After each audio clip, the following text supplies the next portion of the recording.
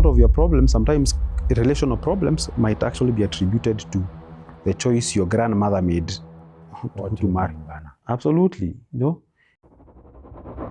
If you took a tea plantation, a tea plant, majani chai, take that, you take it to upeleke wapi? Lodwar. If that tree dies, would it be the fault of the tree or the environment? Whether we care to admit it or not, we are in a crisis. You sacrifice for your siblings, you don't give a damn, about you. Then you buy that car, you build your mom a house in Ushago, but then you're alone. Our guest for this episode, Hiram Chomba Njoka, is a psychotherapist, but you'll also love his ideas on philosophy. If I was to tell you, the next 10 years will actually be worse than you ever imagined. If I was to tell you that, I'm sure the first thing you would do is you would really... Did you know that apparently the person you choose to be in a relationship with, in most cases, has nothing to do with your taste? The chemistry is an illusion, man. It's completely an illusion. And there is more. You can tell us, yourself, I know my worth, I know all these things, but the patterns never lie, man. As we progress into the conversation, you will understand why I feel this is an episode born out of a crisis. The moment you lose it, and we have lost it considerably as you progress on, then some of the impacts are you easily become depressed because you don't have people you can call to, you can reach out to. And certainly money is never really constant. Just as happiness is not constant. I'm your host, Dr. Kingori, and here's another reason to stay subscribed to our channel. Kama hauja subscribe, now's a good reason to hit subscribe and turn on the notifications bell.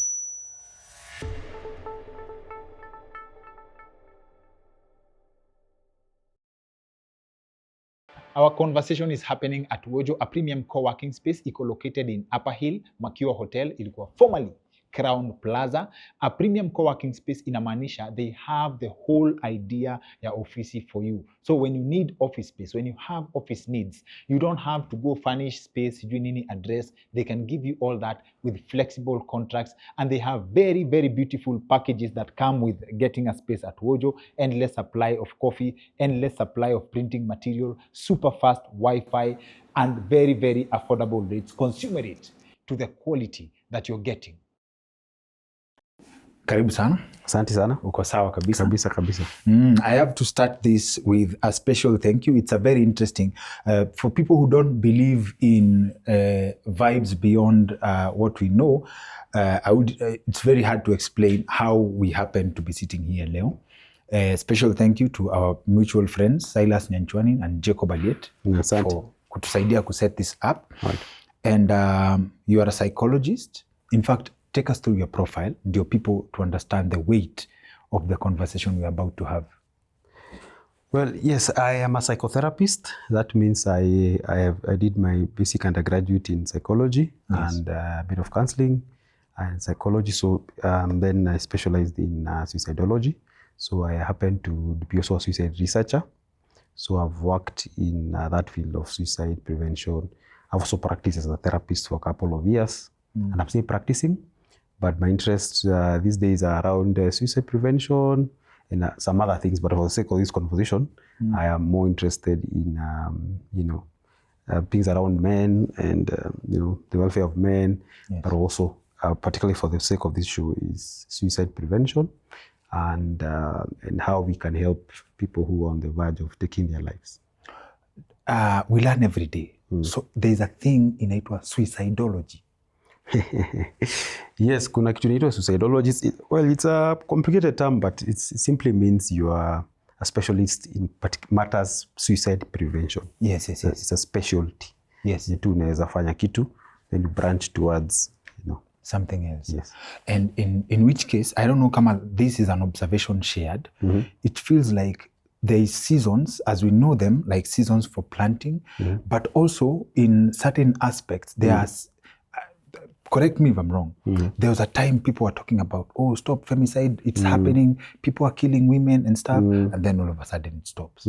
Then now we come to a place where people are talking about suicide, people are dying, people are taking their own lives. Is this like, are they taking turns? Like, is there a season for good news? Is there a season for bad news? Absolutely, absolutely. There are seasons for bad news. Actually, during times of great economic recession, kama sa ukiangalia time ya the Great Depression. Yes. After the World War, for instance, there was a period of people were very jobless and all those things. Yes. And a lot of people took their lives. There's always a season. You can always tell. You don't even need to have a master's in statistics to tell that. Yes. But, you know, there are seasons where people take their lives a lot more than other seasons. There's also something I think I tend to think about aging. You know, for instance, you know, talked about femicide. There's that was, I think, slightly before Corona. Then Corona sort of reorganized everyone. Of course, those people were talking about those issues back then may not be relevant today because we also have evolved as individuals, because we have age sets. People were talking around, who were very, very vocal around that time, in their mid-20s to early 30s. That was 2017. To date, that's about 8 years. So think about those 7-8 years. The person who was 29 plus 7, they are 36. Yes. They're not thinking about general things about the country and all. They're thinking about how broke they are, why they're not performing. They're thinking about, am I relocating? Can I afford rent? How are things? You personalize life as you grow older. So I'd like to say that. So I guess there is an angle to everything. There is a personal angle. There is also a communal angle to everything. And all things interrelate and interconnect with each other. Would you say this is a cause and effect thing? Because you have a very interesting, I asked you whether money, financial problems is a direct link to some of the cases of suicide. And you actually, in the affirmative, you say to most. Absolutely. Break it down for us, the cause and cause and effect. We like to say that suicide is a rather complex phenomenon. Yeah. You cannot explain it through one particular angle. There's a communal aspect to suicide, there's a philosophical aspect to suicide, there's a cultural aspect to suicide, there's a medical aspect to suicide.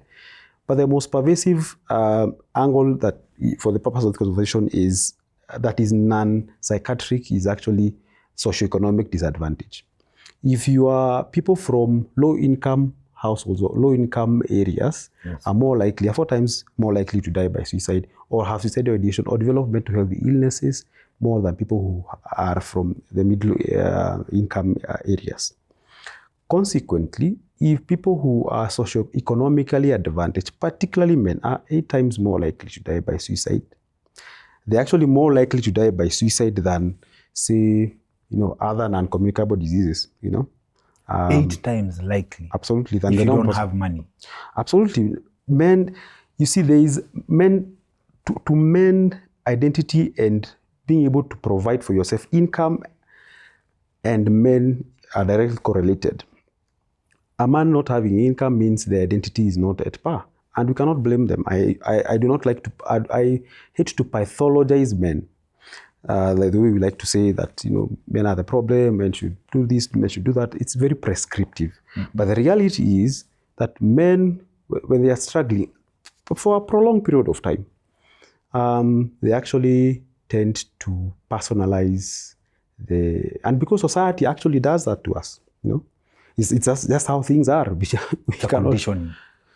It's a condition, but it's a reality. I wouldn't say it's a condition. It's just a reality. It's a reality. Okay. Because if you say conditioning, then it means we can change it. But who is going to change it? Okay. Yeah, it's a reality. Oh, yeah. So there's different aspects of, there's a cultural aspect to suicide, there's an economic aspect to suicide, there's like 4 different aspects. Yep. It cuts across. There's a philosophical. Yes. But now, before we get into it, what is your story? How do you get involved with suicide prevention?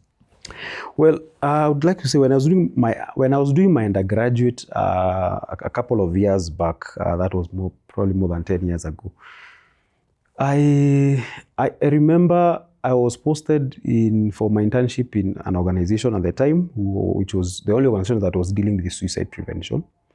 And I went in as an intern, of course, and I didn't know much about suicide at the time. So of course I had a lot to learn, but then over time I began being actually presently involved with matters suicide prevention, not just disseminating information to the populace, but also actively also engaging clients or patients, whatever you want to call them. And I realized how much of a problem it was at the time, because we used to receive phone calls, because we used to have a helpline. It's still there, I hope it's still there. And I remember one day I got the phone and I did not sleep that day, Oh, okay. Because there were so many calls, people want to take their lives. And you'd be surprised how much people are in crisis in the country. And incidentally, that was around a time of economic recession.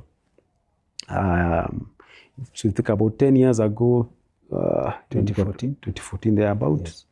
So 2013 ilikuwa time elections, yeah? Yes. The economy had not recovered well. So there are certain things that happen that certainly are very predictive to patterns with the local populations in terms of patterns around suicide. Okay. Watu Ushago are more likely to have suicidal ideation than what Nairobi actually. So, yes. Okay. So tell us about your experience. My experience with was that phone. That phone was extremely depressing. That phone rang all through, and it was extremely overwhelming. So it means as you are on the phone, yes, there's someone else waiting. Yes, absolutely. That requires your attention. Absolutely. There are times it was so overwhelming. And of course, there are still people writing through the emails. Yes. And I think it still happens at the time. It still happens now. If you type, say something, you want to type something around suicide on Facebook, it will show a helpline. And that helpline is the organization I was working with. It's called Befriend Us Kenya. Yeah? Yes. So the people who were recommended by Facebook, others used to write to us via emails, others by Google. So you, on average, in a single week, will deal maybe around 150 cases thereabout. You like statistics, I figure. So if you had 150 calls of people who had plans, there's a word I hear you using, ideation, suicide ideation, for people who are calling for this. How many do you figure got help statistically? Unfortunately, that's a problem we have also, and how hopefully we are trying to address as a country, because we've come a long way, I can assure you. I wouldn't like to point fingers or put blame to the government or this and that, because I've also been part of the processes that have also been trying to, mobilize resources around mental health issues, yes, and have conversations around mental health and even suicide. And suicide prevention. At the time, as we speak, we are having legislation to decriminalize suicide, because people are still incarcerated for attempting suicide. I have personally helped some, out of that process of incarceration when they were, they attempted suicide. And so we have come a long way. I think the people who got help at the time were very few, I would say. We tried, but we were down on resources. We're just trying to just fill the small gap that we have. And that's a problem, because if people don't receive help, because the more society is desensitized against matters suicide, around matters suicide, the more likely they are to perpetuate or perpetrate, graduate the person who has ideation to attempts, There's ideation, there's attempts. We'll talk about the stages. Yes. So number one, there's a particular case for me that sticks from my mind when I think about like these processes. Right. Abel Mutua, he really does great work, God bless him, had a very sad case of someone who reached out to him and they were in trouble, okay? And he explains the story on his YouTube channel about how they follow the guy, on call, trying to put him, like trying to hold him off. But by the time they catch up with him, he was gone. Do you have cases where you felt you could have done something but you couldn't? I have always felt I could do something. I've always felt and as a society, we can all do something around preventing suicide. Suicide is actually preventable. We can prevent suicide. A lot of the suicides are actually very preventable. You can prevent suicide and help people who are on the verge of suicide. Because the catch is, sometimes suicide is actually, a spur of the moment. Spur of the moment. Sometimes. It's not all the time. But sometimes it's the person who has gone through a lot of hardship. They have been predisposed to certain factors that, have pushed them to move from extreme anxiety, extreme stress, to actually think about eliminating their lives. And we say one of the key things that predict suicide is something called thwarted belongingness. Thwarted belongingness. Yes, as that sense of aloneness and isolation, that you feel there's nothing that you do that will make you belong to any particular group. Yeah, and the moment your psychological makeup feels that, you feel you don't belong, and it doesn't necessarily mean it might be wrong, but it's just your own assessment. You look at things. Some things are reality. You might be a landlord. You have your child who's crying. You have all these things. You have someone else who has done something bad to you. You have people who don't understand you. Then something happens. Then you quickly move from ideation to attempts, or you move from just that far-longed ideation to actually actively thinking about taking your life and even making plans. Active suicidal ideation. There's a passive and there is active suicidal ideation. So sometimes it's that moment you feel so frustrated, but because our brains, they sort of do that. It's a coping mechanism. You feel like eliminating yourself, you've run out of options, but sometimes because of the frustrations, we don't see a few blind spots that you might have. You might realize, a lot of people report that when they delay that urge to take their lives, they actually realize they actually have more options than they would have imagined, that all the issues were not just centered around them, that they could explore other options. With some bit of intervention, they can actually have, ideas to exist, because suicide is an existential issue sometimes. Is this to mean that every individual under certain conditions will contemplate suicide? Absolutely. I don't think there's any individual who is at the age of 35 who has not thought about suicide. Really? Absolutely. Actually, does it make it a natural phenomenon, with the outliers being the people who acted on it? See, suicide does not happen outside suicide happens within a context. Yeah, it does not happen inside the person. It is something that our environment. You've said within certain parameters, context, or situations, we are all likely. It's an existential thing. Anyone. Suicide is an existential crisis. You're saying that you are burdened by the burden of living, the issue of living.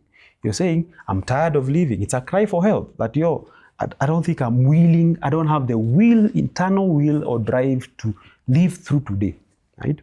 And so it's an existential issue. So all of us have actually had suicidal issue. We've all thought about, it may not be active, but it could be passive, like, manze, what if I died? Even sometimes think about your burial, what if burial inaweza kaaje, who would come if I died, and there are types of suicide. We can talk about that later. So these are existential issues. They go far beyond a mental health issue. They go far beyond, kwani unajua kwa nini, unafikiria kwani uko na sichukua kamba. We are so insensitive to such things. But even us, every day we are faced with some of these challenges. But the difference between sometimes a person who actively chooses that path of taking their lives is because we have supportive factors. We have factors around us that protect us. We call them protective factors that help you find meaning and have reasons for living.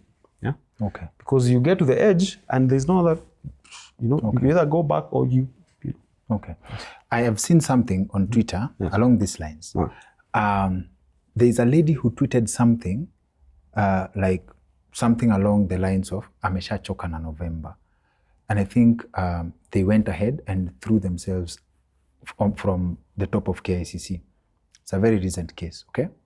So now this generates a phenomenon that where people, and I have to commend the audience I have seen on Twitter, where someone tweets something along the lines of giving up, I've seen people showing up with moral support, like, no, shikilia hapo, weka namba yako, we send you something. Yeah. And then I sit and interpret something here. This is a very good spirit, right? But society being society, this could generate an unintended consequence. There are people who may take advantage of this and do this not because, and do this to prey on the gullibility of Kenyans. And when this happens, it breeds a likelihood of swallowing genuine cases of people who actually need help. Do you think there's a way to separate the two? People who genuinely need help and people who may take advantage of the spirit of people, as in this thing I'm giving props to. Yeah, it's a very good thing that people are actually listening to a cry for help. I would say every cry for help is a cry for help. We don't have the parameters to judge what is genuine or not, because a lot of times even ourselves are not genuine a lot of times, you know. Yes. But I think anyone who is actually seeking help, of course there might be such people, but I'd like to say there's always ways you can support. You may not send money, you may not do all those things, but you can reach out to them. You can say, hey, let me have your number, or reach out. And I've seen people equally on Twitter and social media are more sensitized and more sensitive to some of these things these days, because of the ongoing media mobilization and sensitization. And I've seen people even give numbers to therapists and helplines for such matters, you know, and people have actually received help, because that's how referrals, you know. You may not send money, because sometimes you might imagine that what you need is money, but sometimes, a lot of times, it's not money you need. You don't need money, you know. You actually need help more than you need the money that you think you need, you know. Because a lot of times you think, if just fix this thing, if only I could have this thing, then I'd be fine. But then you have it, but then you realize it's a pattern. You still have the same issues over and over. Wow. So I'd say, if you can at least call someone, assess a situation, you know, you can use your own judgment to judge what you can do. But at the basic level, give referrals to people who might help. There are helplines, there are organizations that deal with such things. There's a lot of information. You say something very important. I wish you can actually expound on it. Like, I've seen people saying that I'm someone who is in a place where they're like, all my problems in the world can be solved by 40,000 shillings. As in, if I only get 100K, I'm sorted for life. This is a person who, if they set their mind on that track and they don't get that amount of money, they're likely to be a candidate for suicide. How do you talk to that person? That's a tough one, I have to admit, because you see, some of these, we call them the issues of meaning. Some people imagine that the meaning of life to them is making money. No, it is money. If I just have economic competence, like you say. And to them, that's what meaning is to them. But a lot of times, money, honestly, is actually a reward for work done. It's a reward for something. Yes. It is never really the solution. You don't make money, in my opinion, you're rewarded for who you are. Who you are determines the money you can get. There are people who their capacity to handle money is 10,000. There are people the capacities is higher than that. It's who they are inside that determines how much money they attract and they receive and they can handle. So if you imagine that this money as a reward is the only thing I need, then you might have issues with disillusionment and disappointment, because you might want to review what other issues. Is life just about money? If life is really, you know, if you take out money, and that means you're empty, you know. But, you know, all honestly, I think life is really broad. It goes far beyond money. There is intrinsic things that have value. Money is an extrinsic thing that has value, and probably people, because of the capitalism you have, people seem to, you know, uphold it higher than other intrinsic things. But research has shown that, you know, happiness really, money has a level of happiness, but it's short term. You need other support factors to support that happiness in the long term. Okay. In a study to measure or to discuss or break down happiness, Jonathan Haidt writes about something along the lines of a white male who's, say, middle age. They make 6 or 7 figures, and they have money.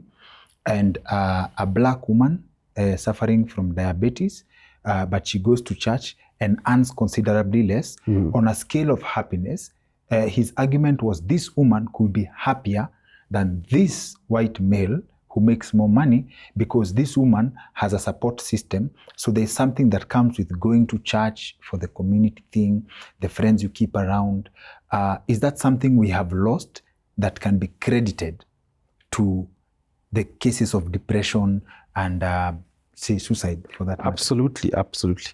One of the journals we did a research on indicated that we did a research and we found out that in our African context, one of the reasons why we have lost meaning, because when a person attempts or has an idea of taking their lives and removing themselves from the surface of existence or the world, then they're saying that I no longer feel belong. I no longer feel that I belong in this particular context, yeah?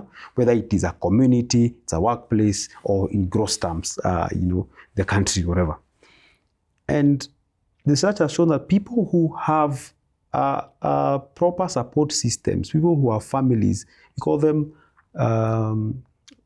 sometimes reasons for living. If you have more reasons for living or existing, you are less likely to think about exiting, You're more likely to think about resolving those issues of meaning, You're more likely to find meaning in the small things, in raising a child, for instance. But sometimes and I think it's important to sometimes question what occasionally have self-reflection and ask ourselves, what do we find meaning in? Where am I at, how old am I? What are my goals? What are my plans? Because even when you're writing your goals, for the week or the month, whatever, you don't start about, I want to make 200 million. You think about that, then you drop it down to your present existence at that particular moment, to your capacity, to why you want to achieve that.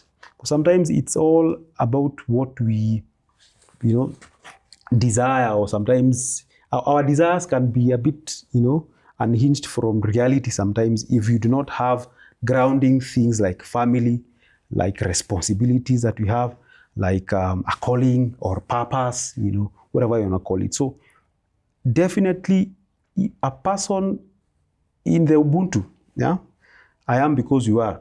Professor, there's a Reverend Joshua Maponga? No, not Joshua Maponga. There's a fella who talks about, he's a reverend and a professor, I'm forgetting his name, but talks about Professor Mbitiso. It talks about the African philosophy of I am because you are, and because you are, I am. The connectedness of family, the sense that we find meaning and belonging and affection and plans, all these things in people. The highest countries that have the highest level of suicide have one thing in common. They are very isolated. Do you know one of those countries that are very isolated? Isolated Korea. Meaning? People are very isolated. Like, you find no one talks to the other. It's all about meet goals, do this, ABCD. South Korea is one country that is very highly, I would say, they seek a lot of meaning in goals and prosperity and all these things. You've heard about arranged marriages in some of those countries, countries. There's a market for brides in this, because people are so isolated from each other. People die in homes, People are so focused on, for instance, in that country I mentioned, kids as early as 12 years take their lives. There's a whole crisis in that country. Yeah. Because they really go hard on performative aspects of meaning of life in exams and all these things, and they forget to find meaning in these other things of, just chill out, enjoy the flowers, enjoy the weather, call people, have connections, have friends, that connectedness. The moment you lose it, and we have lost it considerably as you progress on, then some of the impacts are you easily become depressed because you don't have people you can call to, you can reach out to. And certainly money is never really constant, just as happiness is not constant.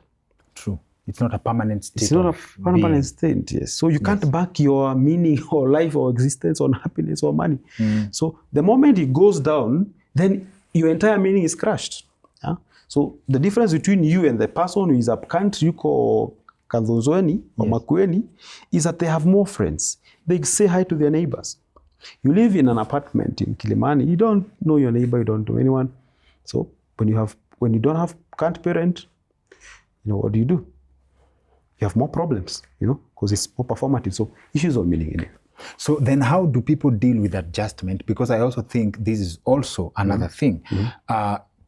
Someone believes they have friends. They have the so-called ecosystem, right? Yes. Then you're in trouble. Probably a tough economic times, you've borrowed from everyone, so eventually you have no one else to borrow from in this context. Let's say you've been abandoned. Human beings are social beings. That's very true, as you say, right? How do people deal with the adjustment of, say, the so-called losing friends or the disappointment of your social setting, or your family has abandoned you, your friends have abandoned you? How do people adjust to this? Because I believe the magic is in the adjustment. I believe absolutely. The magic is indeed in the adjustment, because it's not the strongest species that survive, it is actually the most adaptable species that survive. Evolution has taught us that. Okay. Dinosaurs were some of the biggest species that existed a couple of million years ago. But they did not survive. Yet you have other smaller creatures that are more adaptable, but they have survived. Adaptability. Surviving is really about, because they are changing times. And one of the some of the things you're talking about is prevention has been building resilience. Building that grit among people to face adversity. Because these days, things are pretty advanced, and you're talking about building resilience. It can be built in communities. It can also be built as an individual. And this is what I mean. I think we all have to come to that level of having that self-awareness to be able to be with ourselves, to live alone. Yeah, because things will happen. That thing will hit the fan. Life is a dictator. Things will absolutely happen. You do not have control over certain things. But I think what we have control over is really ourselves, because people who have a stronger sense of identity in terms of they have built support systems within their psychological resources are stronger. They have what I like to call soft assets. They have communication skills. They know how to they have networking skills. They can call themselves out when they are going through issues, and they have ability to self-reflect, to self-correct as well. You see, all these self ultimately builds up to self-awareness. The more self-aware you become, the more less likely you are to be defined by external things, or the external circumstances not actually affect you as much as the person who is more attached to those external things about meaning, when they crumble. Attachment is the key word there. Yes.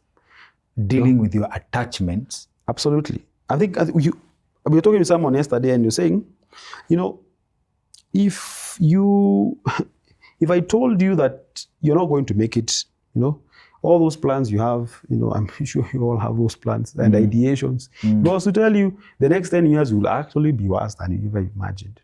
If I was to tell you that money you're expecting will not come, if I was to tell you all that you're actually going to be thrown out of your house that you live in, and things are going to get worse. Because you see, a lot of times you don't imagine those things. Yes. If I was to tell you that, I'm sure the first thing you would do is you would really adjust how you lived life at present. If I was to tell you the next 10 years are going to be rough, you think next year is going to be your year? It is not going to be your year. Because Because sometimes you tend to imagine that we are the unique ones, we are the lucky ones, that people out there are the ones going through problems. We are, it's a bit of teenage-like delusion. But the reality is that we are part of a system, we are part of a community, and if community is going through problems, we equally will be affected by those problems. So if I was to strip you all those things, what will be left, And we discussed with that individual and said, what, ultimately, what remains is you realize you have to work with what you have, family, You realize you need to talk to that mama mboga more nicely, You realize you need to be more frugal with your money. You realize, hey, you may need to look for some other side hustles. But until the problem is we don't anticipate problems, But sometimes it is important to have those mental resources to build them over time. You don't have to build that resilience, the ability to be resilient, to survive through problems and changing economic or environmental factors. The environment can be anything, What's the difference between that and negative thinking? There's two things you're saying there. There is, if there's someone who lives with what they have, yes, like it doesn't matter, you don't get affected by abundance, yes, like you don't get carried away by abundance, okay? And there's someone who hopes for the best. And one of our guests on this episode, Dr. Esther Moshemi, dropped a gem for us. Hope is not a winning strategy. Okay? So there's someone who believes there's this something is sold, positive vibes only, you attract what you think about. Yes. How do you manage creating resilience internally and also this and managing your expectations? How do you develop a mindset that's resilient? Like whatever happens, you'll take it. 10 years, let's leave for the 11th year. And then what happens at the 11th year? What can I do to change the nini? What is this trying to teach me? You develop a mindset, okay? What's the difference between that, managing expectations, and wishful living, positive vibes? I attract and energies. I think denial is a coping mechanism to the just general populace. It is very important sometimes. It's a psychological coping mechanism. People like to live in denial. And denial can be, spiritual denial, You say, I will attract this. It is important, actually. We should not, I think, but when it moves from being realistic to actually closing your eyes to problems and constantly seeing there is no improvement, because ultimately you have to measure your progress. Is this progressive, If it is not doing that, then it is negative, it becomes negative. Anything positive can be negative, anything negative can be positive. Yes. I think I think those two things are correlated. You cannot build resilience if you're not managing your expectations. Also, you cannot build resilience if you don't have a sense of hope. I think it's sort of the yin and the yang sort of thing. A balance. Yes, it's sort of a balance. Okay. That you are in an environment that builds your ability to hope, to live, to plan ahead, to think about tomorrow, but also you are very well grounded to the reality at hand, And I think those two things are important. One cannot exist without the other, because sometimes you can be so grounded in reality, you forget to dream and explore and do certain things. Yes. Okay. Yes. Two things. You mentioned a very interesting concept. This may border, it probably is directly inside philosophy. The concept of some people were just born unlucky, just the same way some people were born lucky, right? Some people, and there are some people who they are happy under whatever circumstances. Is this to say also there are people who are genetically predestined to commit suicide or to die by suicide? Interesting. I may not be able, I don't have the capacity to conclude that. I'm not qualified to do that. But I would say, because that's a very highly philosophical question you asked. But I think, indeed, if you look at genetic predisposition, I would say, indeed, some people have a high likelihood, to have genetic vulnerabilities or markers that actually predispose them to suicidal ideation. And even some people are actually genetically predestined to not get at a certain level. There are families who, genetically are predisposed to, to certain levels of money or wealth. and if they go beyond that, someone has to go back to the level they were in. So there are genetic markers, and of course, to change those genetic markers perhaps requires a lot of changing. And back to the issue of suicide, indeed, there are people who are more likely than others to die by suicide. They are the nature and the nurture aspect of suicide. The genetic angle of suicide would mean, you have mental illnesses, because we know for a fact that mental illnesses equally run in families. Yeah, and also there are families that have a history of suicide. They may not have had mental illnesses, but they might have a history of suicide, and I've personally witnessed that in my practice. Families where a person takes their life and another sibling takes their life. Actually, I don't know whether I should say this, but I had client once who, not once, several times actually. I've had clients who, 3 siblings of the entire family die by suicide. Different stages. Is that, what do you conclude from that? Because when we get to the types of suicide, there's something also you mentioned, copycat suicides. Well. It's a difficult topic, yeah? Because when you get to this level, then I think indeed there are people who are more vulnerable than others to have not to die by suicide, but to develop suicidal ideation. They might eventually die by suicide, but we then can go back to that suicide is actually very preventable. Yeah, okay. It's preventable, if not postponable. Indeed, there are people who have recurrent thoughts of suicide, and it's not their fault. Think about this. If you took a tea plantation, a tea plant, majani chai, take that, you take it to upeleke wapi? Lodwa. If that tree dies, would it be the fault of the tree or the environment? Okay. It will not be the fault of the tree, it will be the fault of the environment, that tree is not thriving where it should be. So sometimes some people, unfortunately, may have that predisposition, and it is not their fault. Sometimes there are many factors. We have to remember that even though suicide is an individual, it's an act of intentional act of taking your life away. But you have to remember that there are many factors that are beyond you. Because sometimes we imagine that it's called the illusion of choice. We imagine that we have a lot of choices sometimes. But sometimes we really, really do not have as much choice sometimes. That you just might have luck stacked up against you. You might just have genetics that are stacked up against you.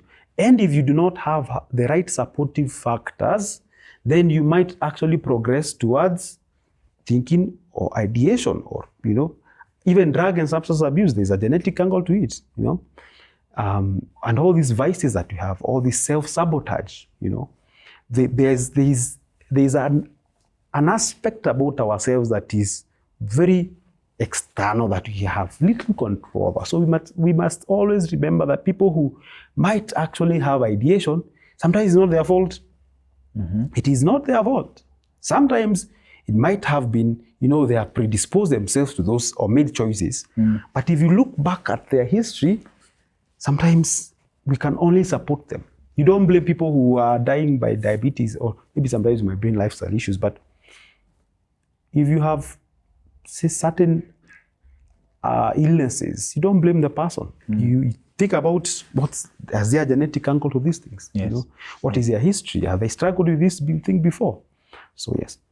Without, I'm interested in this thing you call ideation, because this falls in my head, I'm telling myself this falls into stages of the process to the end, right? Yes. So,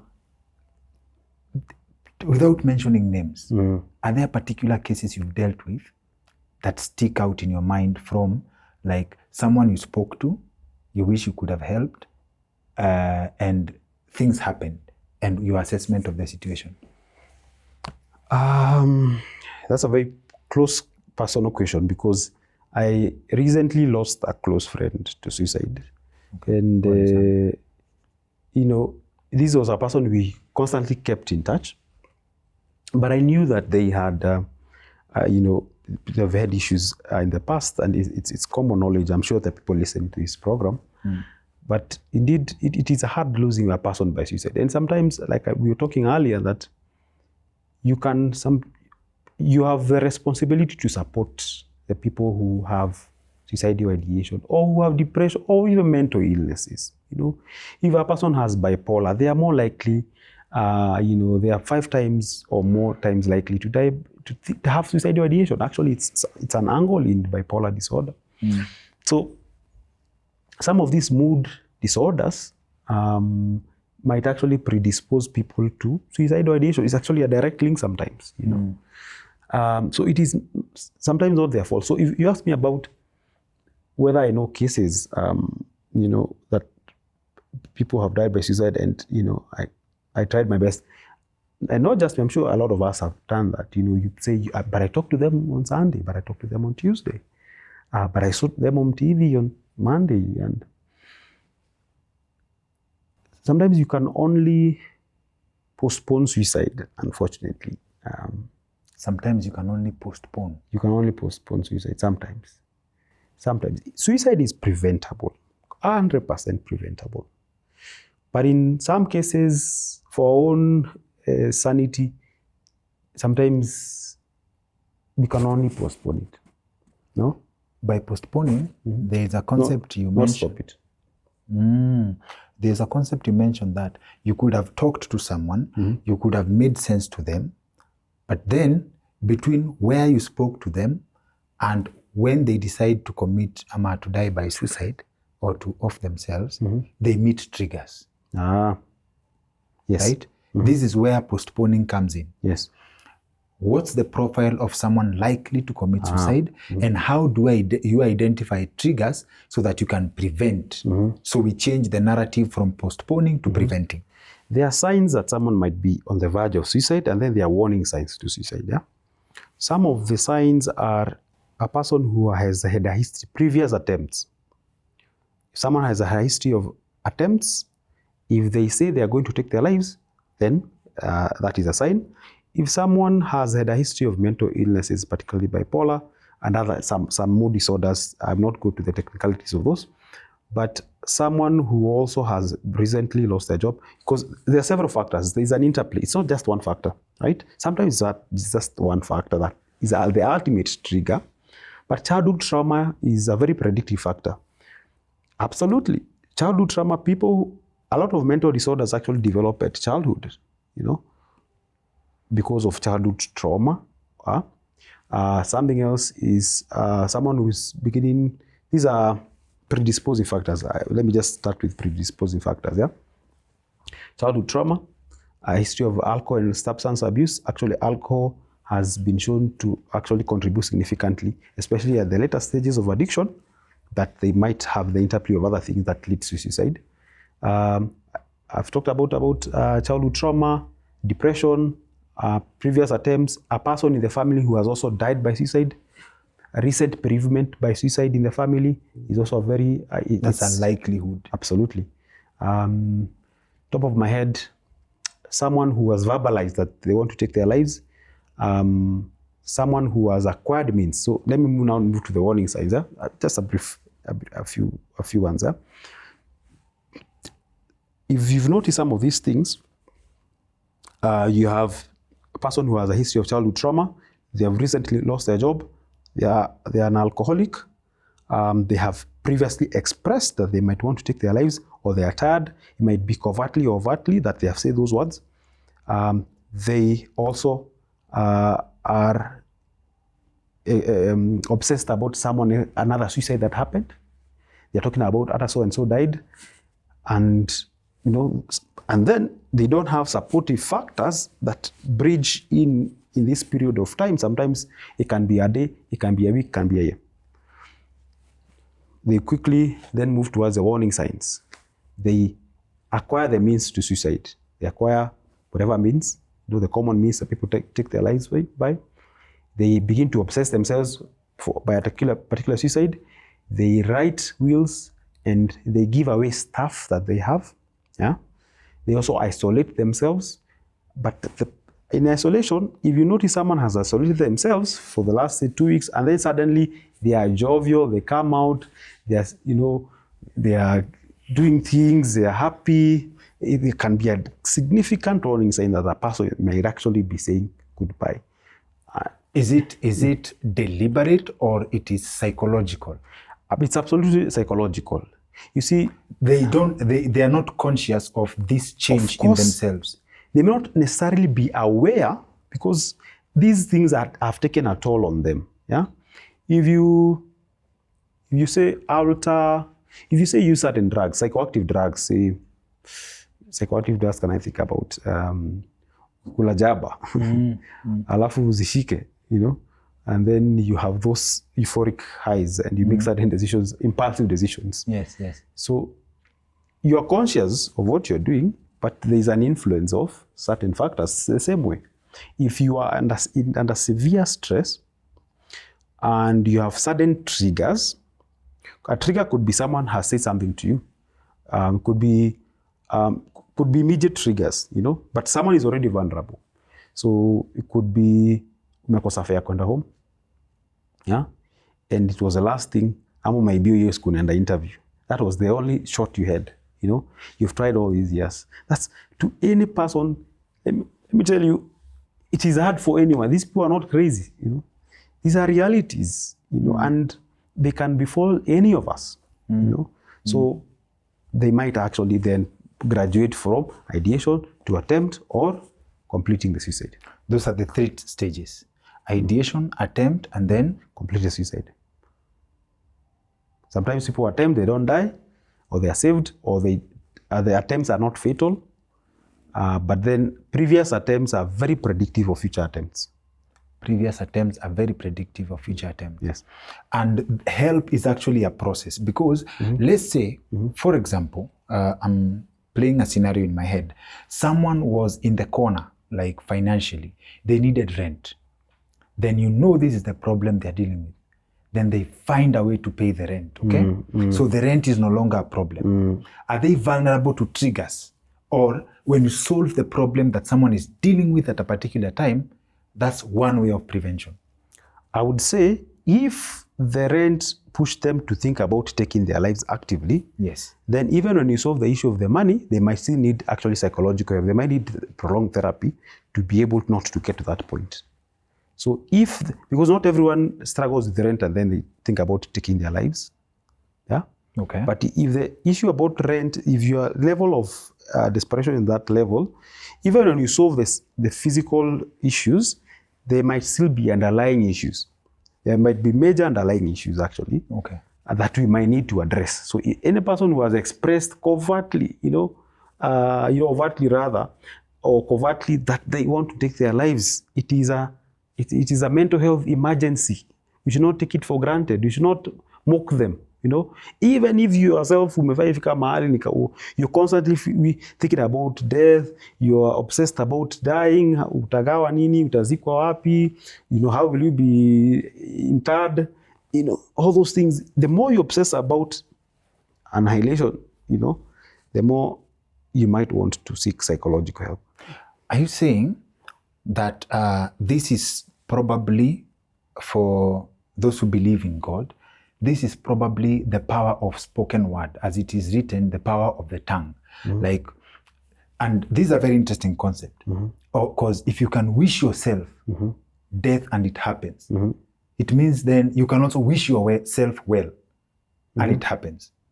Perhaps I think there's equally an angle that we might want to explore, that, and I said it's a complex phenomenon. Remember that. So how a person navigates through a challenge, they have a challenge. Yes. They navigate through the psychological aspects of the challenge. Sometimes it's yes, purely speculative or perspective. It's a perspective issue. Some things might be realistic. Some things might be perspective.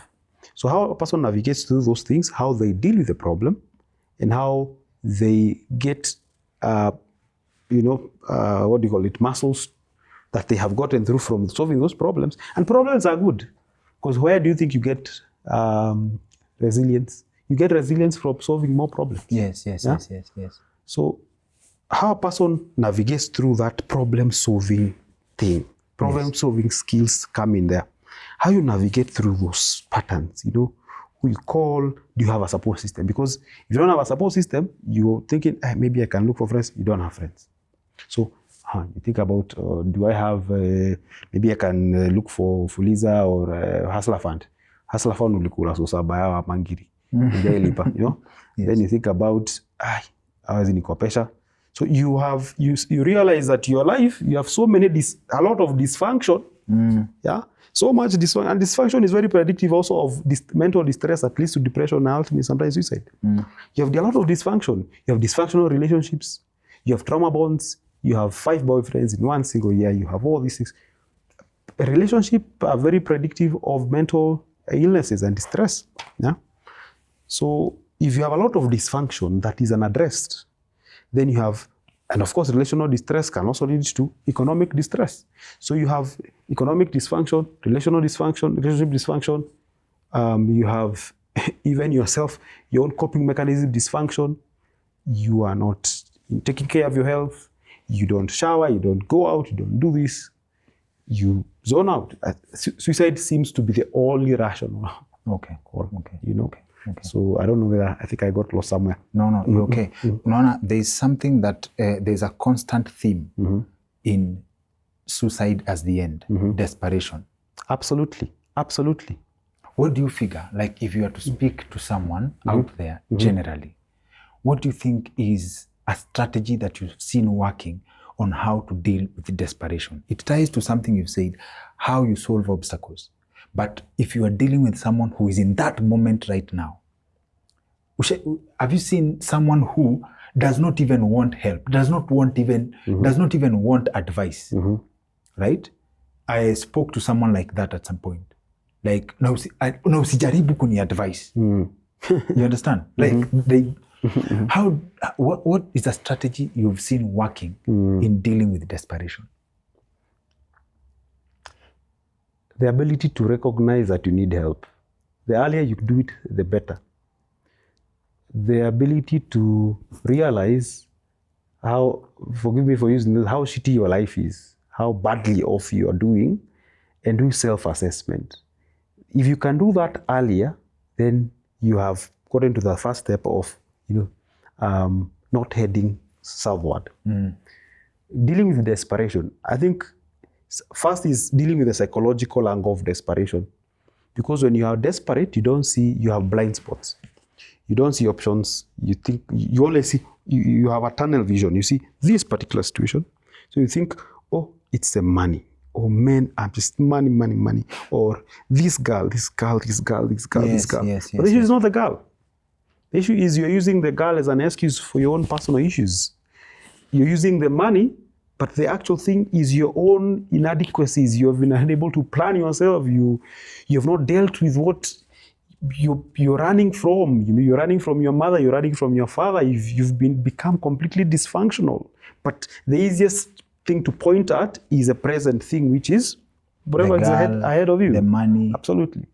And so desperation, I think there's not one fits all answer.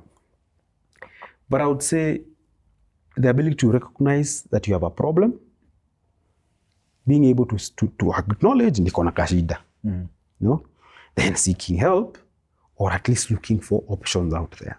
It could be reading a book. And people don't like to pay for therapy. But therapy is very important. Especially people in their 30s, I strongly recommend people in their 30s, and I hope this goes out there, to attend therapy. Watu wa millennials mashida wako nazo ni mingi sana. Why? There's a whole problem with millennials, bana. What's the problem and why do they need therapy? Because millennials, I think, are a transitional group. Yeah? Millennials, a lot of millennials don't talk to their parents, are single, marry late. A lot of millennials are struggling economically. They went to school, they're hoping for a job, they don't get a job. A lot of them are single, depressed, broke.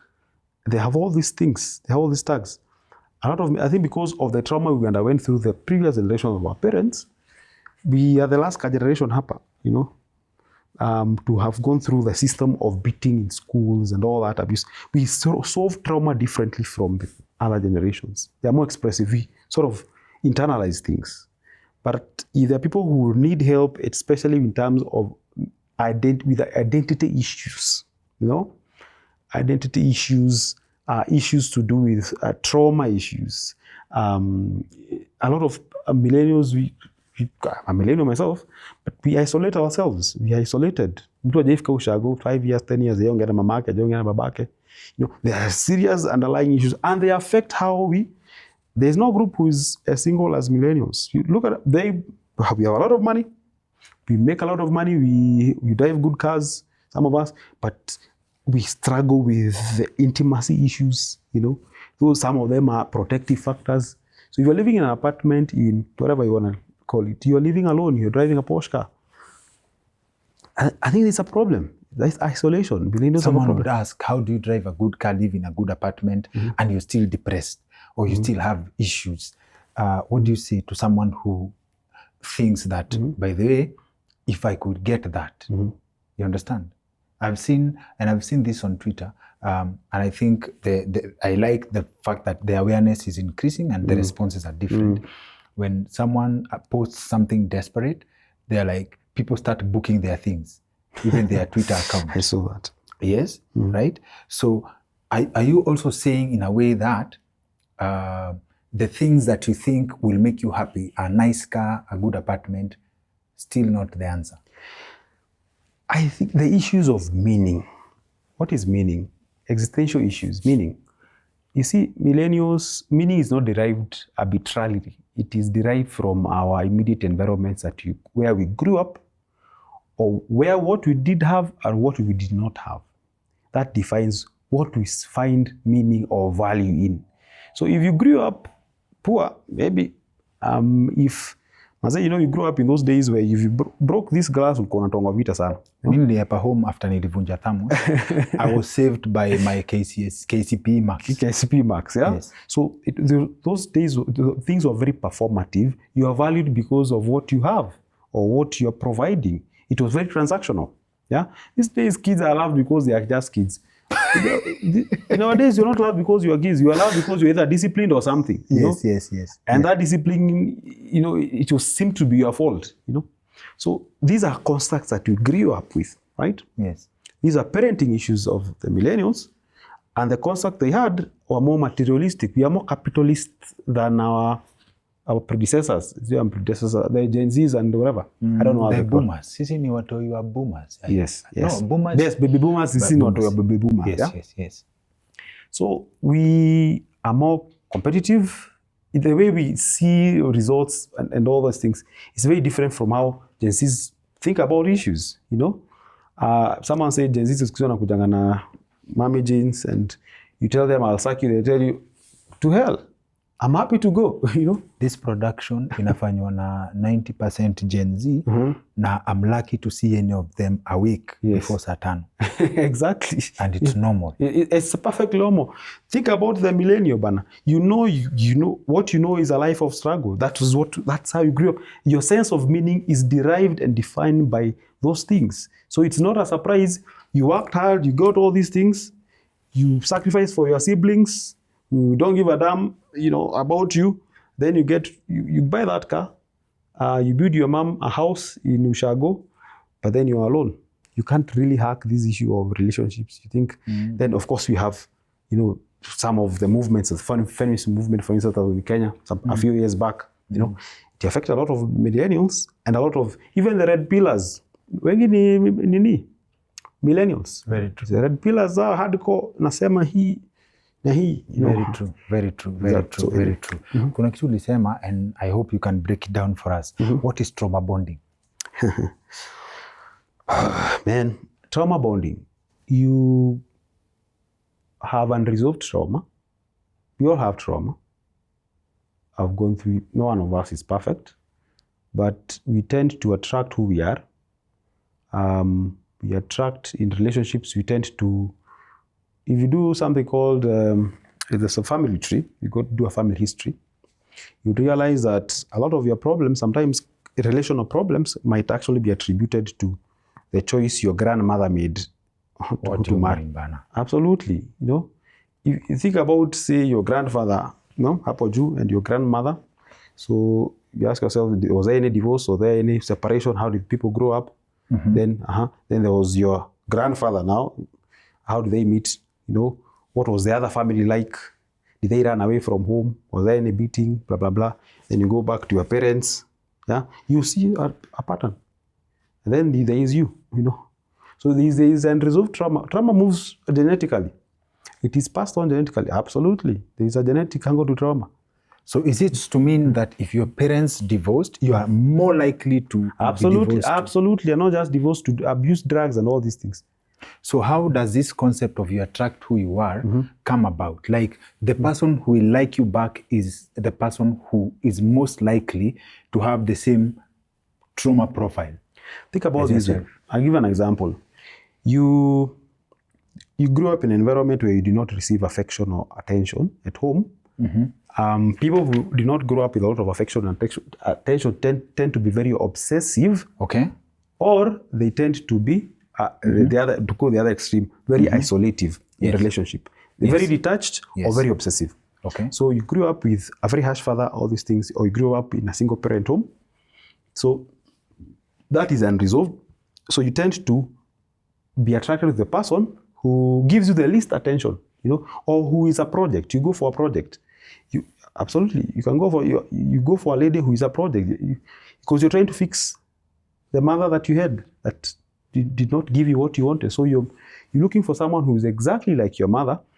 You want to fix your mom, for instance, or you fix your father. That's a thing. Absolutely. So actively, for me to process this, kama fala, when you're out in the dating pool, right?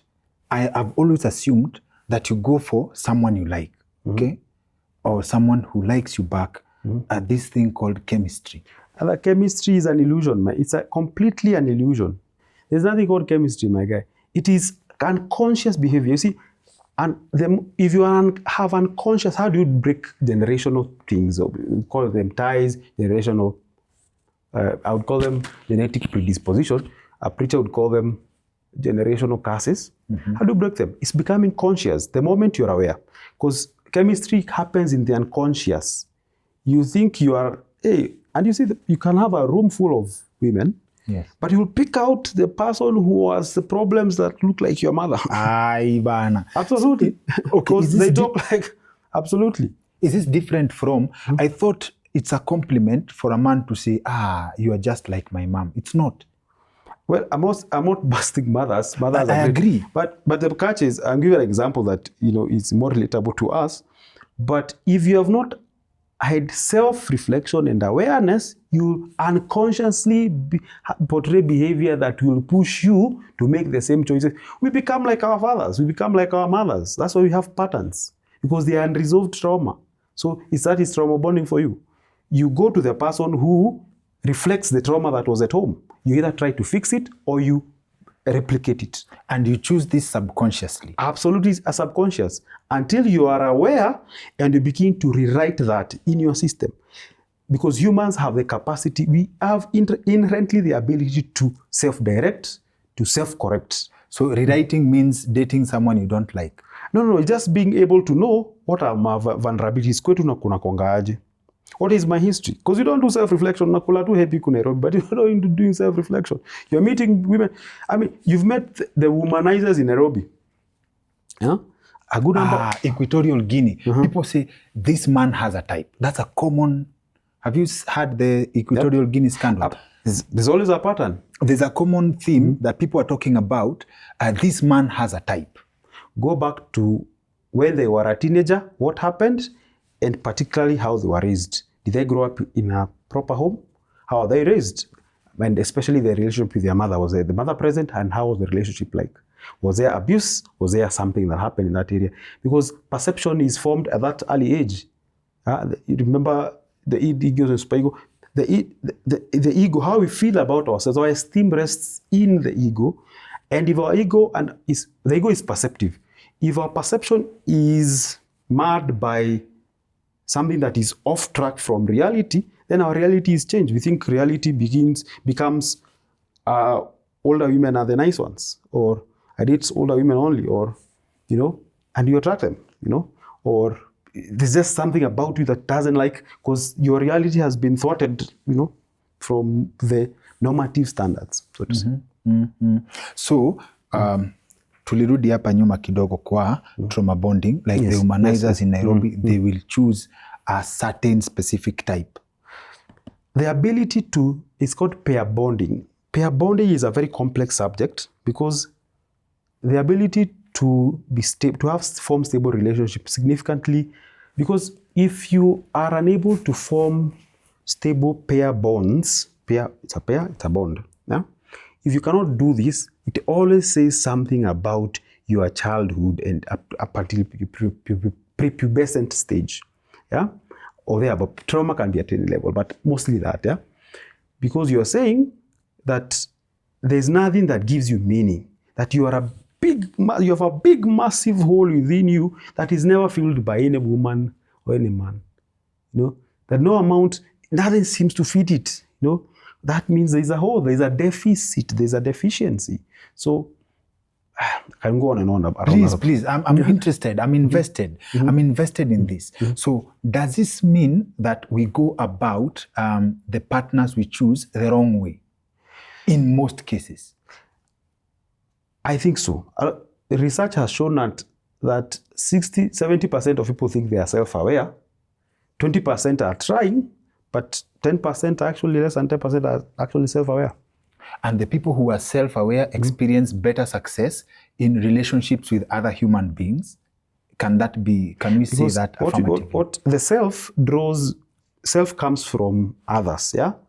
You're not yourself, you come from somewhere, yeah? Yes. So you can brag about, I know myself, but the reality, you come from somewhere. Yes. Genetic. Yes. There's a history. You can tell us, yourself, I know my worth, I know all these things, but the patterns never lie, man. The patterns never lie. We will see the patterns. Unless you address some of these fundamental issues, utasumbuka in Nairobi, utasumbuka in Kenya, because you always feel you come from somewhere. Until you have done those things, you cannot break the patterns, So what's, from your perspective, what's a healthy recommendation on how to build relationships, both personal, romantic, and friends, the people you keep around you? I would say authenticity, building more or being authentic. Knowing there's what I know about myself, what others know about me that I do not know. There's what we both know about, but there's what others know about me I do not know. But the core of it is you have to have a level of awareness that I have the ability to choose what is right for me. You see, I may marry at 20. Someone else, and maybe the same circles. But you might know, self-awareness means I will choose what is right for me, not because others are doing this. That I understand I have challenges of finances or this and that, or there are things I'm working on, or there are still things I feel. That is self-awareness. It doesn't matter how long you stay, but you're willing to bear the consequences. Yeah, I'd say being authentic means being in touch with who you truly are, being able to self-reflect and self-correct. Yeah, and then give yourself a sense of direction, because the more self-aware you are, the more it will reflect in your choices. It will reflect in your ability to be assertive, to say no, your ability to, to align yourself in a particular path, to say no to certain men or women, to say no to trauma, to choose your environment, to say, I think I'm vulnerable. So I will avoid certain environments that are more likely to push me towards these things. So because I might be more vulnerable and I may not have a lot of choice in this particular circumstance. So I will avoid these environments because I am self-aware that I'm more vulnerable, so that I predispose myself consciously to environments that will enhance my wellness and my well-being. And this comes from consciousness and deliberately choosing to do self-reflection to understand who you really are. Yes, absolutely. So some of the problems you are dealing with is because of, can we say it's because of people winging it? You're just living. Absolutely. Sun rises, sun sets, you have no particular plan you have no understanding of who you are, and you are enjoying the, unaona kama hii kitu yenye you said, when you tell someone like the next 10 years will not be good, how do you respond? So how do we set ourselves in trouble because of assuming that the next 10 years will be good? Absolutely. You see, you cannot be adaptable, you cannot change course or align course if you don't have a level of self-awareness. You can't course correct if you, because remember, survivability and being able, strongest organisms are not the ones that survive, is the most adaptability. You can't course correct, become a more adaptable if you do not know where you stand first, where you are, where you're headed, and have sight of what is ahead of you.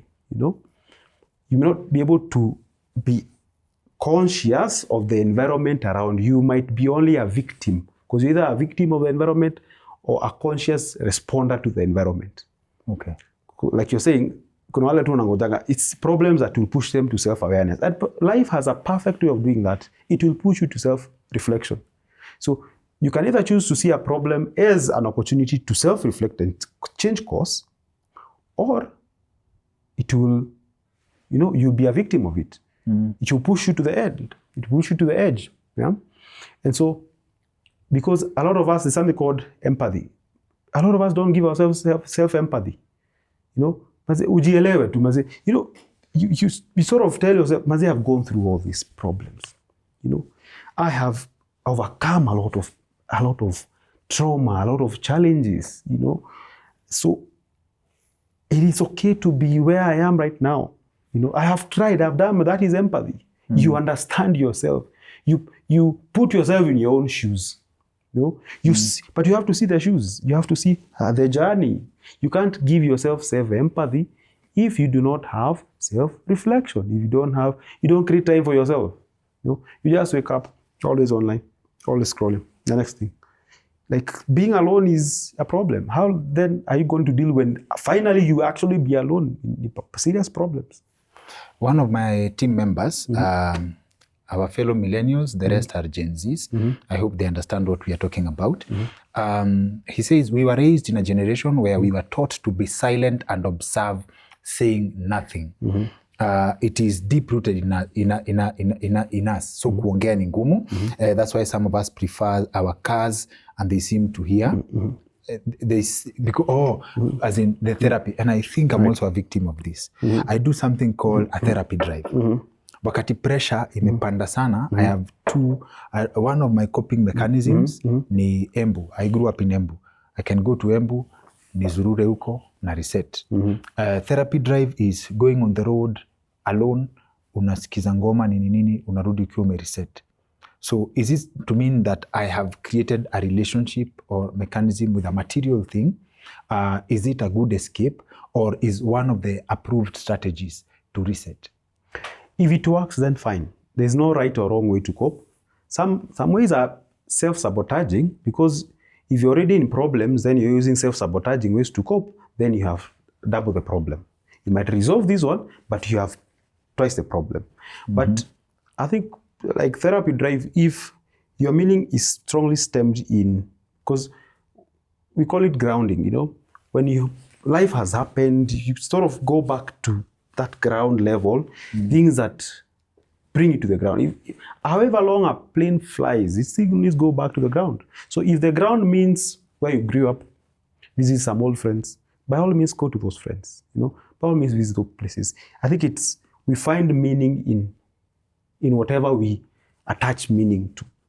And if you've lost touch with that, absolutely go back and get in touch with that.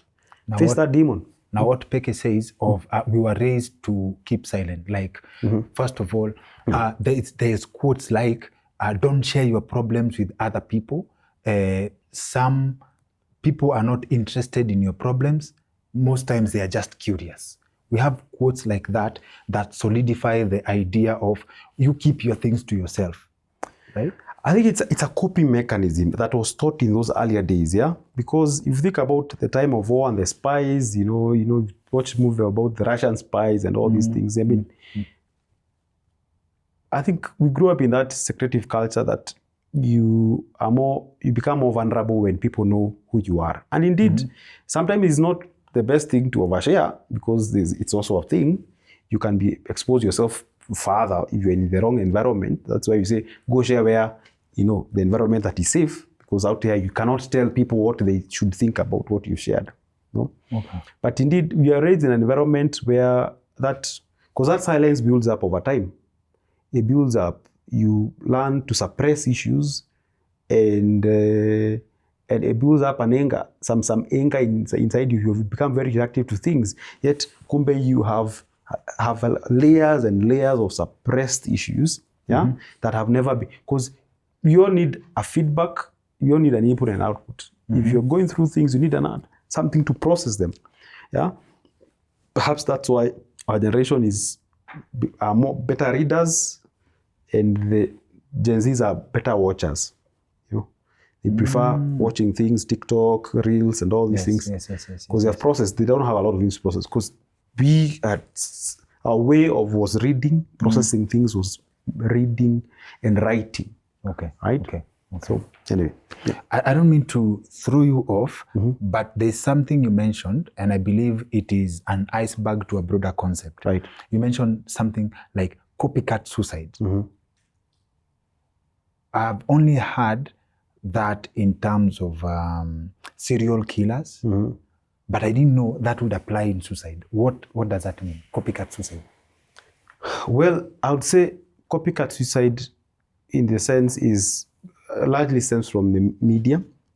If you people in the media do not report suicide in the right way, or you sensationalize a suicide, they are more likely people who are on the verge of suicide. They might get ideas, They might have ideation. They might, if you describe a plan properly, then someone who's on the verge or very vulnerable, on the edge, because you're not giving them options for help. You're telling them how wondrous ilikuwa kama cinema. That is sensational. You want to have copycat suicide happen. What are copycat suicides? I should probably start on that. That when a suicide happens, and it is broadcast, publicized. Yes. There is high likelihood of other suicides similar to that happening. Yeah, especially in such economic times that you're living in. People are in distress. People don't have resources, coping mechanisms. So that happens. People are replicating absolutely what they have seen. Absolutely. And is it possible? You said that when someone isolates themselves and then all of a sudden they pop up, they're very happy, chances are they will go ahead and commit suicide. There's no certainty. I wouldn't want to put a black chances and white line. Like it's a pattern that has been observed. Yes. If you put that and you have these other warning signs, then you probably might want to, make some intervention sooner. And I'd like to say, perhaps maybe before we close, towards the end, you talk about what a person can do when they encounter someone who is on the verge. Perhaps you can talk about that later. Please. Yes. Okay. If you see some of these signs, if you suspect someone is on the verge of taking their lives, it is very important also to talk to them, to listen to them. Create an avenue to talk to them. Sometimes it's always important to the listening is the first thing. Also, create time to make them think more about their choices, because they might be under serious distress, but if you plan, say, tomorrow, can we meet tomorrow? Before you do it, all right? I know this is a very difficult time, but do you know someone you can talk to? Always find out if it's a stranger, find out if they have family or people they trust. You don't necessarily have to be a family member, but someone they trust or they can talk to, that you can connect with them to make them safe. A person who is on the verge of suicide should not be left alone, especially if they have acquired them. It's always ask direct questions. It's not a time to go around the bush. Ask, have you thought of suicide? Yeah? Have you... Absolutely. Would that be giving them an idea? Absolutely not, because it's an emergency, remember. So you want to know for sure if this individual is actually on the verge. And so you want to ascertain, have you thought of suicide? Have you thought about taking your own life? Yeah. Of course, it sounds like an option. Have you thought of suicide? Right? As in, I think shouldn't you wait for them to tell you? You just ask directly. Yes, if you suspect, if they have not verbalized it, it's important to go ahead and ask. Because this is a person who is in serious distress. Yes. What would be worse? Imagining, keeping quiet, or actually knowing that they actually even have acquired the means. Okay. So you ask that so that you know whether they have already, have you acquired any means? Have you talked to someone? How far are you with the plans? I can tell you, I'm actually somewhere. Right? I decided to call you. Then of course you move away them away from danger. Is there a person I can talk to? Someone I can call? Can we wait until we meet those persons? Talk to them. Say the first thing is let them be out of safety. If you are in a very risky place, tell them, okay, can you find somewhere for the purposes of this conversation that we can talk? Yeah, for the moment, then let them talk. Let them talk it out. Yeah, ask open-ended questions. What has led you here? Listen to their story. Find help immediately. Find professionals who can help them, because the goal is there's a time limit sometimes. So you are limited on time. So you want to save this person's life. So you want to give them a space to find help, connect them with the help available. If you need to organize something, some fair or something, whatever, to get them out of harm's way. Unajua, in high school, Govia boys when you walikuwa time yetu, then you remember, there's a gentleman, na najua this will ring a bell kwa masikio ya watu, alikuwa anaitwa John. John was a class ahead of us, and I think it was either wakiwa Form 2, we were behind them, or when they were in Form 3. John committed suicide because of school fees, I believe, as per the story we got in school, like school fees. And after that happens, you're like, oh dear Lord. Teachers send students home for school fees every time. Like, what's the likelihood that someone will contemplate that, okay? And what's the solution in a situation like that? And as you give the profile of people who actually reach out, this is a person who has decided to actively seek for help. But we have people who decide within themselves, they will not even ask for help. They will make this decision individually and out themselves. Speak to that person. If you are really struggling in a place where you feel that you have reached the end, I would like to say that the end is not always where you think it is. Sometimes it's further than you think. And there's always people who can help you process things. Like we say, suicide, the thoughts of suicide are normal. Yeah? Any person can have suicidal thoughts. You're not strange, you're not abnormal, you're not weird. It is normal, it is okay. It is perfectly okay to even think about such things. But it is important to seek help. There are people who are trained on these things. There are people who, like myself, and there are therapists, there are counselors. There are a lot of people, there are people who are trained on some of these issues who can help you process things. Before you make that decision, seek help. Yeah, talk to someone. Seek help. There is always help available, and even if you don't get it, wait for it, or connect. You may not call someone that you thought they would help you, but they don't help you. But there's always someone else who can help you. Talk to people. Talk to me if you can. If you are having suicidal thoughts or suicidal ideation, if you felt you're struggling with all these things, there's a lot of resources available for you. You're not alone. No? Okay. You're not alone. Okay. Some of us have gone through the same thoughts, and a lot of people have overcome. But suicide is preventable. Okay. And you can live a normal life even after, even if you've attempted. There is help available for them. Okay. Yes. For if this message inakupata sahi and you'd like to reach Chomba Njoka, Bishop has made sure that namba yenye unaweza mfikia nayo iko hapa kwa simu. He has very, very competitive consultation charges. Unaweza fikiria kama unajua mtu who is going through a hard time, you can reach out on their behalf for therapy sessions. Consultations, they are always online. So inamaanisha you have time and you can actually create time for anyone. Absolutely. Bishop make sure na ananisikia make sure ameweka namba hapa. Kama hajaweka tafadhali, we are blaming him collectively. So now, what does ego? Can we say there is money and also there is ego? Adaptability. How much does ego have to do with adaptability? This is an emergency episode. We're actually doing this. This is actually airing. This is one of the fastest episodes we've had to put out, okay? Because we feel it's a timely conversation. So one of our coming episodes yenye ilikuwa inafaa kukam before and ni a gentleman anaitwa Miano Muthii. Miano Muthii is very creative na mambo ya construction. He's very good na mambo ya business na information ya transport sector nini. So we are bringing him on. In fact, the episode is ready, inakuja after tumemaliza hizi conversation. As we speak, I get a light. His father borrowed a 6 million loan for him on a business that alikuwa anajua sure bet ilikunywa maji yote.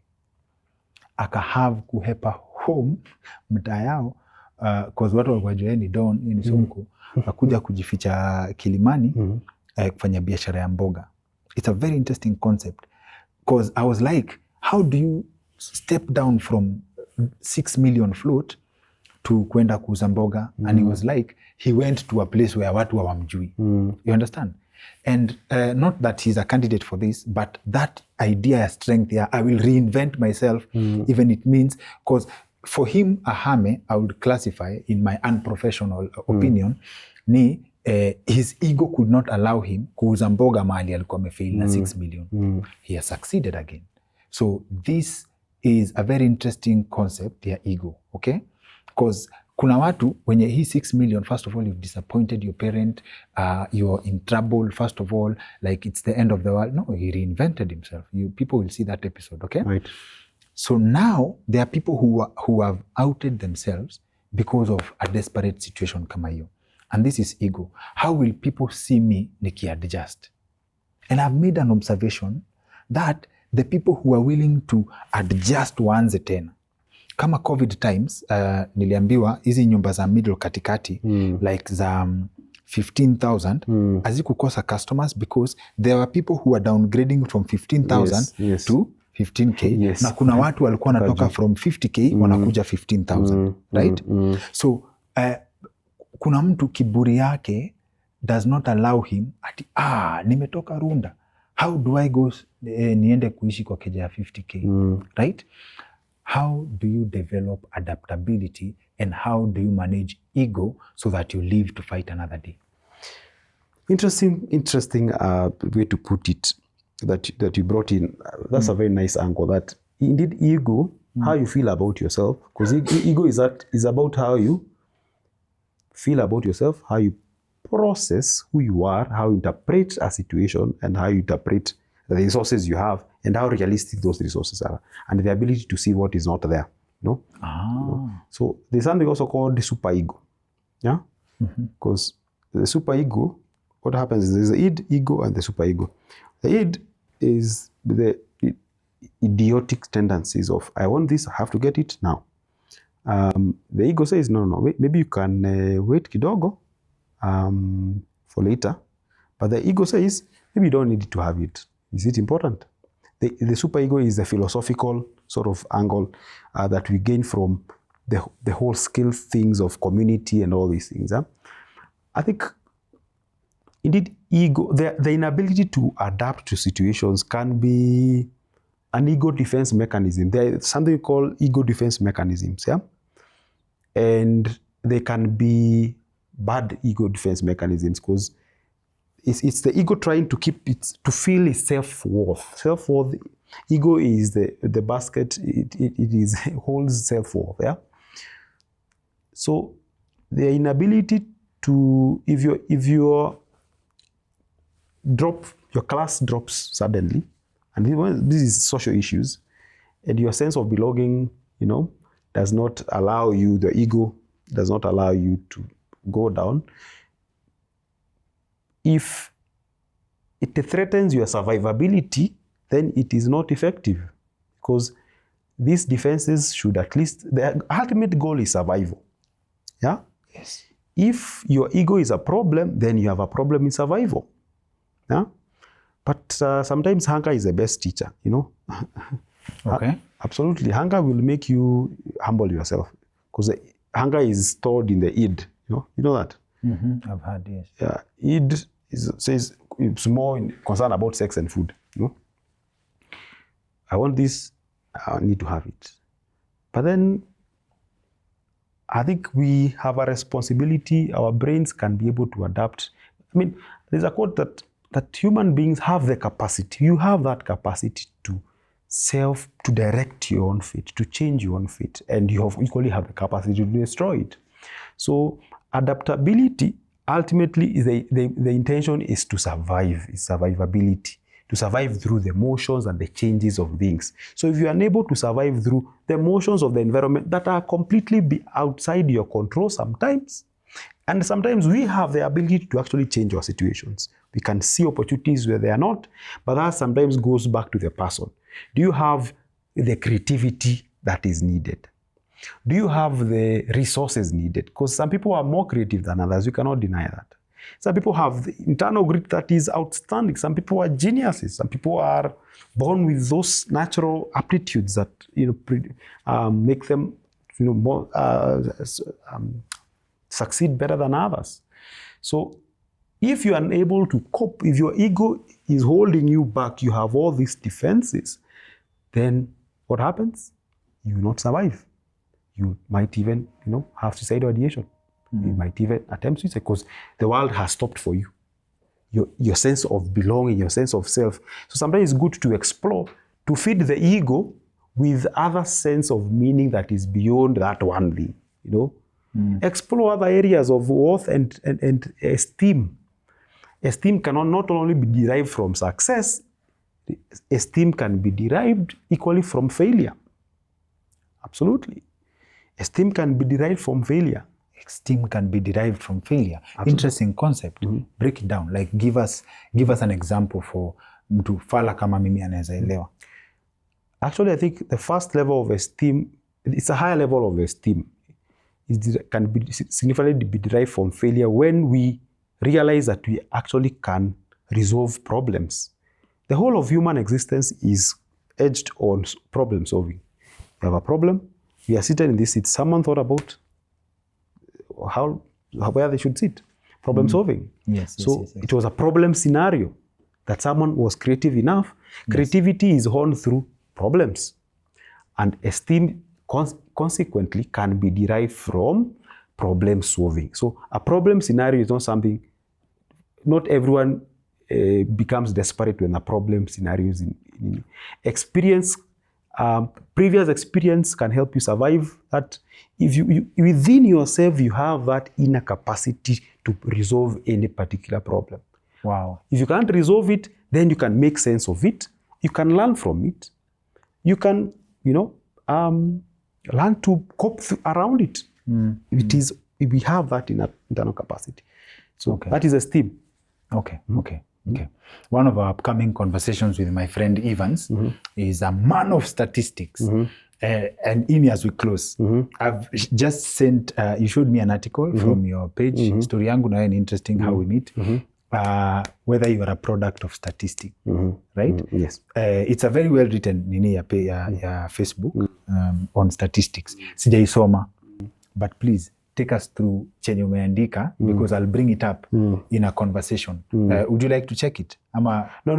A product of statistics. Yes. I think what I was writing around is that sometimes we get ourselves that we imagine that the illusion of choice, that we are unique. Before we exist within a particular framework. We were born by certain parents. We are born by individuals. and those parents were born by others. They existed within a particular community. There's how they met. There's where they went to school, and those schools had particular values and systems that influenced them and influenced their choices. So choices are consequences, not of our own self sometimes making, but they're significantly influenced by our environments that oftentimes choices are unconscious. A lot of choices, the most natural of things are unconscious. Choices happen in the unconscious. If they happen in the conscious, then they are choice, but there's a different angle. Does that mean we should let life be? To some degree, if you have done what you need to do, perhaps let life be. So you're a product of statistics in the sense, you should not delude yourself that you are very unique. You should be able to understand that how old am I? I am, say, my mid-30s or late 30s. What does that mean? Yeah? Say, you look at Kenya National Bureau of Statistics, you ask yourself, what is that demographic ya watu wanaishi Nairobi in their 30s? What does it mean? How are they living? Yes. So that you also, as you plan your goals, you also understand that you also feature in those. Yeah. If the highest rate of HIV and AIDS new infections in the country statistically are 15 to 25-year-olds, and that features, that should inform your sexual choices. Perhaps. It is that accurate. Ukienda kucheza hapo 18 to 25. It depends. Every area, just go through the statistics. Those people, these at science. You have a product. The math doesn't lie. The math is always mathematic, whatever that means. One of my best songs inasemanga, check the statistics. You should actually check the statistics. Check them, man. They will never lie. You are a product. You as an individual, see yourself in that angle, because that will help you have more empathy for yourself. Realize what you can change and what you cannot change, and how badly off you are or how well off you are, so that you become more appreciative of yourself. You realize it, if statistics as in your belly. Or you say, where is statistics? They seem to have been drawn for my own family. No? You see? Okay. Kuna hiyo kitu unasema ya illusion of choice. It's interesting. It seems like choice is a very broad subject, because mimi nimedeal na ya paradox of choice. Okay? Paradox of choice, which explains that more is less. It's an idea by, sijui kwa nini nasahau ya idea. Sijui kama ni Barry Schwartz. I think ni Barry Schwartz. Paradox of choice. Ya kusema, when you have more options, you actually appreciate less what you choose. So illusion of choice we think we control things, but we actually don't. It's a product of a lot of positive psychology gospels and a lot of prosperity gospels, a lot of autonomous oriented gospels that tell us, focus on the individual, know yourself, focus on yourself, build you, do your goals, go do this, you. Yeah? But it doesn't tell you, because it teaches you that you control all your factors. And the reality is, when it deludes you, gives you a bias that you assume that all the factors, a lot of the factors are your own product of your own choice. But you actually have very little control over choice. Which also culminates to survivor bias. Yes, that is why ants move. Movement is key to human survivability. Yeah, changing of environment. Ants do that all the time. Birds, always migration of wildebeest, movement. They try to move to a more adaptable environment that they themselves can be more adaptable. But it will be delusional for wildebeest to say, huku hakuna nyasi, ndio kuzuri, I can do it. Get the point? Yes. So ati huku hakuna nyasi, I can. Yes. So it will be very delusional. You're forcing issues. Yeah, it shows a lack of self-awareness. So I'd say. And I love your example. Yes. Yeah. Self-awareness and not being in touch with the reality around you.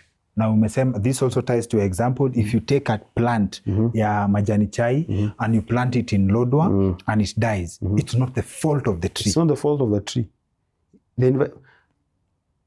Life is a dictator. The environment is a dictator. It's the ultimate dictator. So is this, in this still same example, a plant, ya majani chai, are you saying that in some way, some parents jinx their children for failure because of the environment they have planted them? Absolutely. If you raise a child in a particular environment, because you're trying to make the child solve your own issues that you did not solve yourself. And trauma reigns in families that they have not, you don't heal your trauma, you pass that trauma unconsciously. And you'll be mad to your kids because you want them to, you have a preconceived idea about what they should be. You don't give them empathy. Yet they are representative of who you are completely, in most times. Yeah. And so, sometimes things don't change. There's a story I was writing about Woodcocks. I hope that's the name. John Woodcocks, the guy who spent 43 years in solitary confinement. He says something. I was listening the other day that he spent 20 years before any disciplinary committee thing. You know, they have a disciplinary committee. They review your cases. Yes. So he spent 20 years without anything. So he says, it got to a point, he doesn't know how to explain that there is no amount of changing you will do that will change your situation. Yeah. That no amount of changing. Yes. Like the guy is in prison for something he made a Yes. mistake. Yes. So this amount of changing is wewe umebadilika, you have changed. Yes. So there is no amount of nimebadilika, there is no amount of I have changed my behavior that will change. That will have any impact on the external environment. There will be no reward in the external environment because a lot of behavior is influenced by the reward. Yes. Behavior, reward and punishment. A lot of times we do things because we know that they have a certain benefit towards our own well-being. But in this particular sense, that no amount of changing, you do push-ups, you do reading, there will be no reward. It is your own doing. That is your, wewe utajiambia, this is for my own good. But that does not mean you go out of jail. That does not mean that you'll be set free. That no amount of changing. 40 years in solitary, it's better when you're with people, but can you imagine 40 years? Think about, it says, if it was asked how was it? It says, think about this. Spending 24 hours in your bathroom. So think about 40 years. But no amount of waking up with motivation will, you get the point. 43 years. So it's an interesting story, but sometimes things don't change. It is us who just change our perspective of things. So are you saying the secret in this, can I draw a conclusion that the secret to true freedom is managing your expectations? Perhaps. In this sense, I'm doing this because I expect this in return. I'll be okay if I don't get it. I'll say true freedom perhaps is in updating your expectations. Keep updating them because they keep changing every time. Update your reality every time. Update it in the morning, update it in the evening. As you dream, it's natural to dream, but update it every time because it keeps changing. That is survivability. That is adaptability. Okay. So, that is the key to freedom. Keep asking yourself, is this important? Yeah. Okay. So, perhaps that is what I'd say. Okay. I hope we have covered all the points. For what it's worth, you have a very active Facebook page. My friend Harrison Mareka was the first person to refer me to your page, Tafuta Chomba Njoka. And I think for us to have this sitting, you were helping us solve a crisis this past week. Yes, you are helping us solve a crisis this past week. And I was on call with Jacob Aliet and Silas Nyanchwani on the same call, and they both said, huyu si atafutiwe Chomba, right? And for the knowledge that you've shared, asante sana, for the experience that you gathered over time. We ask our audience, mtu yote ana go through a difficult time, someone who needs someone to talk to, Bishop, siangushe watu. Make sure the number iko hapa. We'll also include other helplines. I'm not the only person who is able to help on such matters. There are a lot of suicide helplines in the country. If you just Google suicide helplines in the country or just mental health helplines, they are free. So there are free helplines in the country. You can Google them. You can also, I'm sure you'll highlight some of them after the end, probably in the link section. Okay. Yes. Asante sana. Asante sana. Thank you for sharing your knowledge with us. Thank you very much. Karibu. Thank you for having me.